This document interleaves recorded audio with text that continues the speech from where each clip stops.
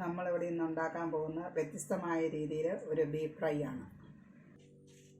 ഉപ്പും മഞ്ഞൾപ്പൊടിയും ഇട്ട് തിരുമ്മിയ ബീഫാണ്. അതിലേക്ക് 1 സ്പൂൺ മുളക് പൊടി, 1 ടേബിൾ സ്പൂൺ മല്ലിപ്പൊടി.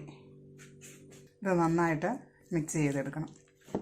അതിനുശേഷം ഒരു കുക്കറിനകത്തിട്ട് 3 വിസിൽ വരുന്നവരെ ഇതൊന്ന് ആവി കയറ്റി വേവിക്കണം. കുക്കറിൽ വേവിച്ച ബീഫ് മിക്സിയുടെ ജാറിനകത്തിട്ട് ഒന്ന് അടിച്ചെടുത്തതാണ്.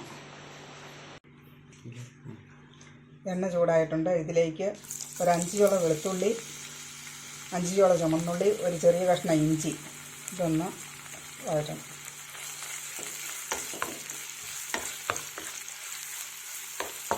അതിൻ്റെ പച്ചച്ചോയ ഒന്ന് മാറണം. ഇതിലേക്ക് അല്പം കറിവേപ്പില,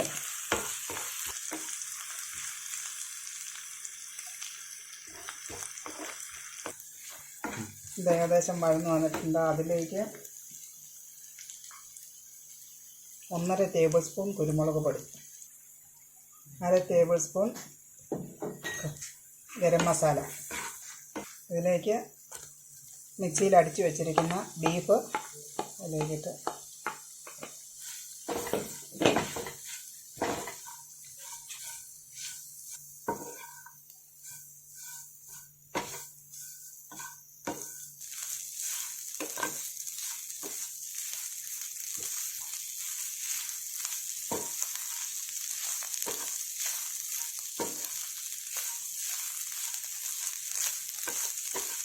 അല്പം കൂടെ എണ്ണ ഒഴിച്ച് കൊടുക്കും.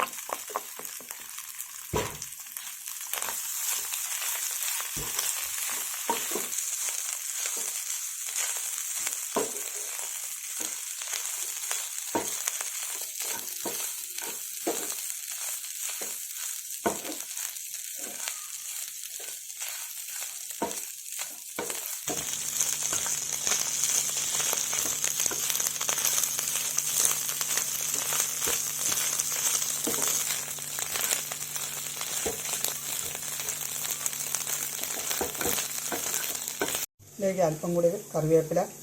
ഇത് ബീഫ് ഫ്രൈ ആയിട്ടുണ്ട്. ബീഫ് ഫ്രൈ ആയി.